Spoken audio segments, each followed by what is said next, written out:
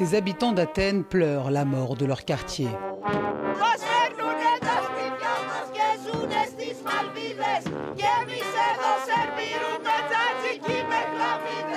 Metaxourgio était un quartier pauvre, connu pour ses nombreux garages automobiles. Au fil des années, des artistes y sont installés, animant les lieux avec des peintures de rue colorées et des cafés. Mais comme le reste du centre historique, le quartier est victime de son propre succès.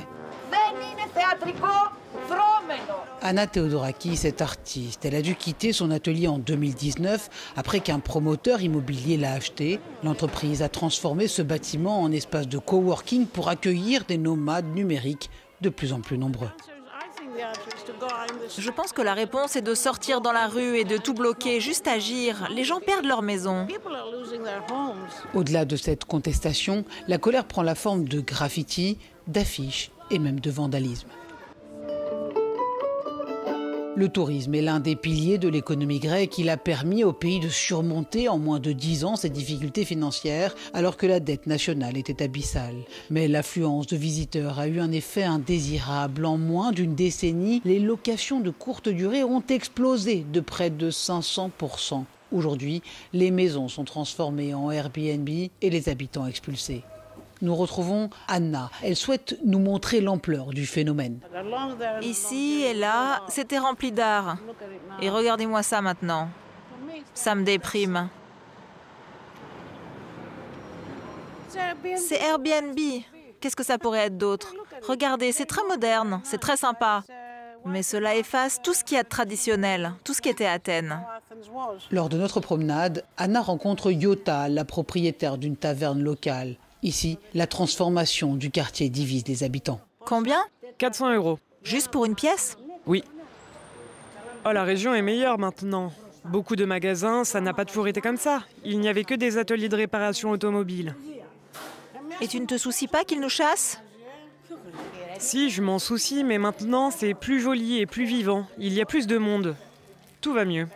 Mais est-ce que les Grecs peuvent payer ces loyers? Non, ils ne peuvent pas, c'est cher. Depuis 2013, les autorités grecques ont accordé un permis de séjour européen aux étrangers qui investissent dans l'immobilier, les fameux visas dorés. Mais seuls 6% des propriétaires vivent réellement dans ces logements. Une tendance qui aggrave une crise de logement déjà désastreuse. 7 Grecs de moins de 34 ans sur 10 vivent toujours avec leurs parents. Les familles sont chassées de la capitale, comme celle de Thomas. Aujourd'hui, il est obligé de déménager.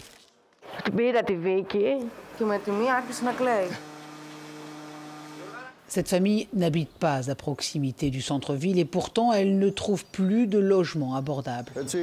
Avec nos revenus, nous ne pouvions pas trouver une situation de logement viable. 60 à 70% de mes revenus serviraient à payer nos frais de logement. Mais nous avons aussi besoin de manger et je dois habiller mon enfant. Nous allons à Lamia parce que les choses sont plus viables, car ce n'est pas une ville touristique. Je suis très triste de partir. Pas pour la maison, mais par exemple le taekwondo de ma fille, ou son école.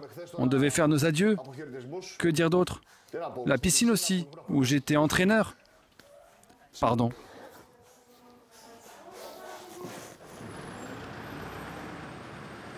Certains pays de l'Union européenne prennent des mesures plus strictes pour les locations de courte durée. Par exemple, en plafonnant le nombre de nuits pendant lesquelles les hôtes peuvent louer leur propriété. La Grèce a commencé par augmenter la fiscalité ainsi que doubler le seuil d'investissement du visa doré jusqu'à 500 000 € dans certains quartiers. Nous avons demandé au vice-ministre des Finances si cela suffisait. Nous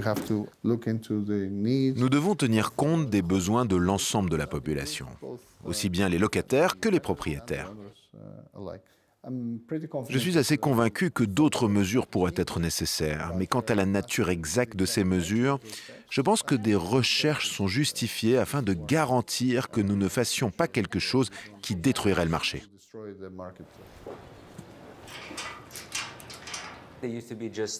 Nous l'avons récemment rénové. C'était un entrepôt et il y a maintenant 6 chambres et en bas, il y aura une pizzeria. L'entreprise d'hébergement de Dimitra et Yorgo est en plein essor. Voici un des appartements. C'est pour 4 personnes. Et voici mon partenaire, Dimitri. Et pourtant, il se méfie. Si nous faisons une analyse à 360 degrés de cette zone, 80% sont des locations de courte durée. Des régions entières ont perdu leur identité. Le touriste qui vient ici veut voir la vraie Grèce. Si aucun Grec ne vit ici, il ne reviendra pas. Les locations de courte durée envahissent le centre historique et certains Grecs commencent à se sentir comme des étrangers dans leur propre pays. Même si ces mesures sont prises, pour certains habitants de cette ville antique, c'est trop peu, trop tard.